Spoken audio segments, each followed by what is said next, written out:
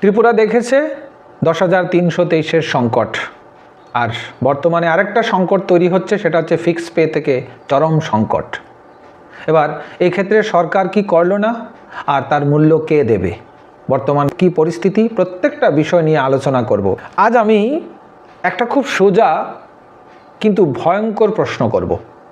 ত্রিপুরার fixed pay কর্মচারীদের এই সংকট কি হঠাৎ তৈরি হয়েছে, নাকি এটা সরকারের ধারাবাহিক সিদ্ধান্তহীনতার ফল?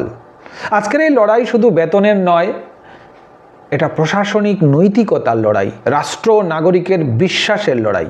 কারণ আজ ফিক্সড পে কর্মচারীরা শুধু বেতন পাচ্ছে না, তারা পাচ্ছে অনিশ্চয়তা, অপমান আর ভবিষ্যৎ নিয়ে ভয়। সমস্যার মূল কথা, ত্রিপুরার ফিক্সড পে কর্মচারীদের বেতন সংকট আজ আর এই একটি অর্থনৈতিক সংকট নয়, এটা এখন প্রশাসনিক ব্যর্থতা এবং নীতিগত অদূরদর্শিতার প্রতীক। হাইকোর্টের রায়ের পর রাজ্য সরকার কি করল? হাইকোর্টের রায়ের পর রাজ্য সরকার সুপ্রিম কোর্টে এসএলপি দায়ের করে সময় কিনল, কিন্তু তাতে কি সমাধান হলো? 10,323-এর যখন চাকরি নিয়ে অনিশ্চয়তা তৈরি হয়েছিল, তখনই প্রশ্ন করেছিলাম যে সরকার কেন সুপ্রিম কোর্টে গেল। প্রশ্ন উঠছেই, এই সময় সরকার কি কি করতে পারত কিন্তু করেনি। তাহলে দেখি যে এই সমস্যা কি করে সমাধান করা যেত। সরকারের কি করা উচিত ছিল? হাইকোর্টের রায় মেনে অন্তর্বর্তী বেতন দেওয়া।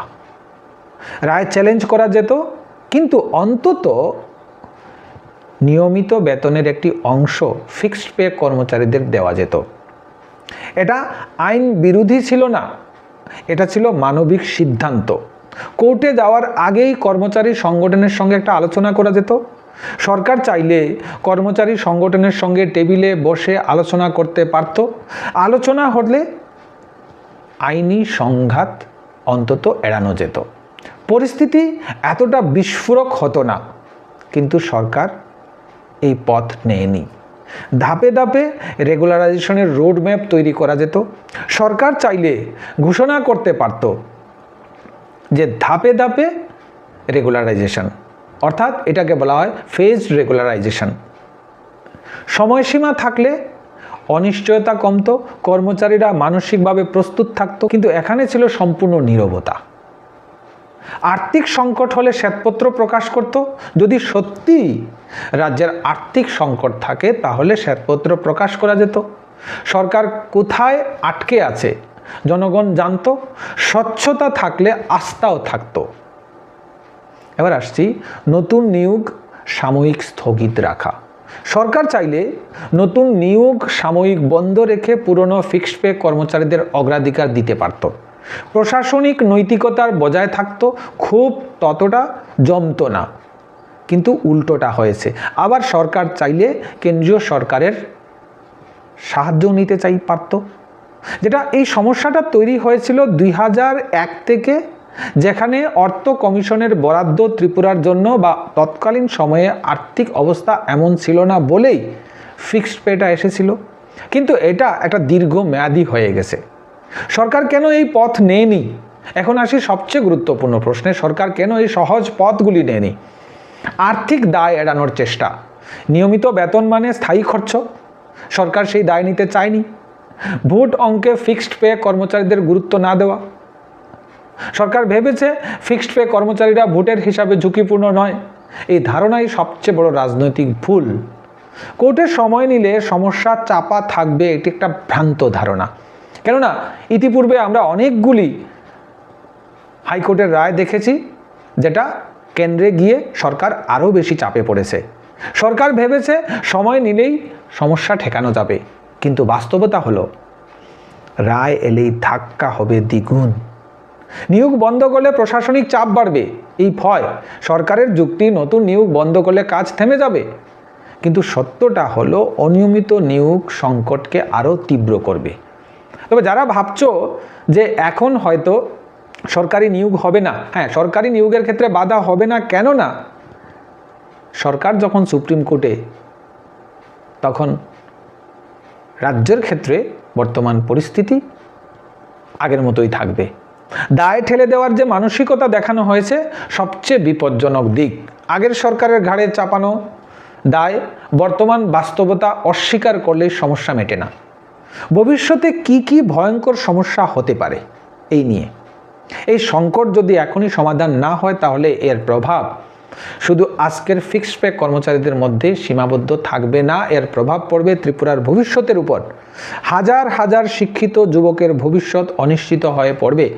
ফিক্সড পে কর্মচারীদের বড় অংশই শিক্ষিত তরুণ তরুণী। বেতন অনিশ্চিত থাকলে তারা পরিবার চালাতে পারবে না, মানসিক চাপে ভেঙে পড়বে, অনেকে রাজ্য ছাড়তে বাধ্য হবে। এটা সরাসরি ব্রেন ড্রেনের পরিস্থিতি হয়তোবা তৈরি হতে পারে। শিক্ষা ও স্বাস্থ্য ব্যবস্থায় গুরুতর কর্মী সংকট তৈরি হতে পারে। স্কুল, কলেজ, হাসপাতাল, দপ্তর এই সব জায়গায় ফিক্সড পে কর্মচারীরাই ব্যবস্থার মেরুদণ্ড। তারা যদি কাজ ছেড়ে দেয় বা আন্দোলনে যায়, শিক্ষা ব্যবস্থা ভেঙে পড়বে, স্বাস্থ্য পরিষেবা ব্যাহত হবে, সাধারণ মানুষ ভুক্তভোগী হবে।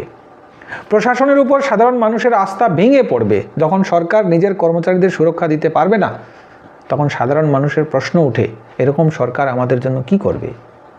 এই আস্থাহীনতা গণতান্ত্রিক ব্যবস্থার জন্য অত্যন্ত বিপজ্জনক। আইনি সংঘাত আরও গভীর হবে। আদালতের নির্দেশ অমান্য হলে কোর্ট সরকার সংঘাত তৈরি হবে, রাজ্যের ভাবমূর্তি ক্ষতিগ্রস্ত হবে, ভবিষ্যতে আরও মামলার পথ খুলবে, আইনি জটিলতা বাড়বে, সমাধান আরও দূরে সরে যাবে। দীর্ঘমেয়াদী রাজ্যের উন্নয়ন থমকে যাবে। উন্নয়ন মানে শুধু রাস্তা, বিল্ডিং নয়, উন্নয়ন মানে মানব সম্পদ। কর্মচারীরা যদি অনিশ্চয়তায় থাকে, কাজের মান কমবে, প্রশাসনিক গতি কমবে, উন্নয়ন প্রকল্প ব্যাহত হবে। রাজনৈতিক ক্ষোভ সামাজিক অস্থিরতার রূপ নিতে পারে।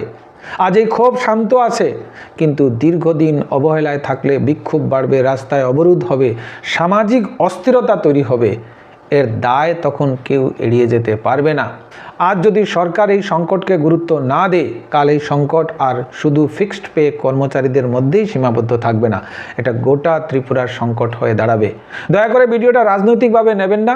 আমার মনে হয়েছে আমার দৃষ্টিভঙ্গিতে যে সমাধানগুলি দেওয়া সম্ভব ছিল, সেই সমাধানগুলির কথা আমি বলেছি। যদি ভিডিওটা যুক্তিযুক্ত মনে হয় অবশ্যই লাইক করবেন, শেয়ার করবেন, আর চ্যানেলে নতুন হলে সাবস্ক্রাইব করবেন।